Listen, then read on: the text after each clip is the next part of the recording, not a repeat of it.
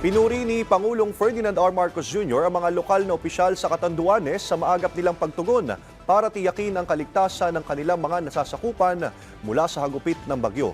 Nangako naman ang Pangulo na tuloy-tuloy ang tulong sa mga nasalanta ng kalamidad.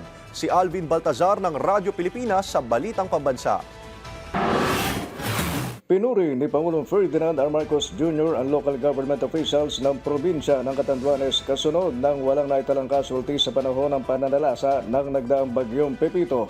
Ayon sa Pangulo, maayos na naipatupad ng mga lokal na opisyal ang quick response sa lalawigan dahilan para maabot ang zero casualty target nitong pinakahuling bagyo na tumama sa bansa. Pero sa kabilang banda, sabi ni Pangulo Marcos, ay may ilang immediate concern na dapat matugunan kasunod ng iniwang pinsala ng bagyo gaya ng nasirang mga kalsada. Pagkawala ng komunikasyon, malinis na maiinom na tubig at agarang pagkukumpuni sa mga nasirang tahanan. Pagtiyak ng Pangulo, aaksyonan ng pamahalaan ang nabanggit na mga pangangailangan lalo na ng mga nasirang kabahayan.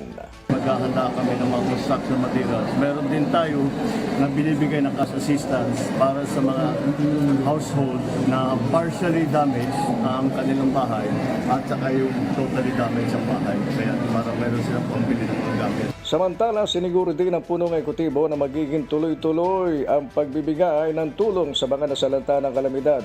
Binigyan din ng Chief Executive na walang deadline na itinakda ang pamahalaan kung ang pag-uusapan ay pagbibigay ng tulong sa mga nabiktima ng unos. Hanggat kailangang magpadala ng food pack, ay gagawin ito ng gobyerno, sabi ni Pangulong Marcos, na kahit ang mga nasalantang nakikituloy sa kanilang mga kaanak ay patuloy anyang makakatanggap ng family food packs at iba pang assistance. Hanggat kailangan, kunin nyo, walang deadline po ito.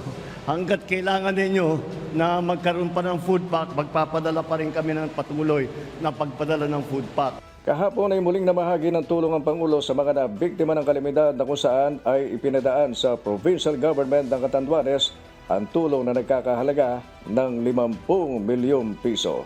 Para sa Balitang Pambansa, ako si Alvin Baltazar ng Radyo Pilipinas.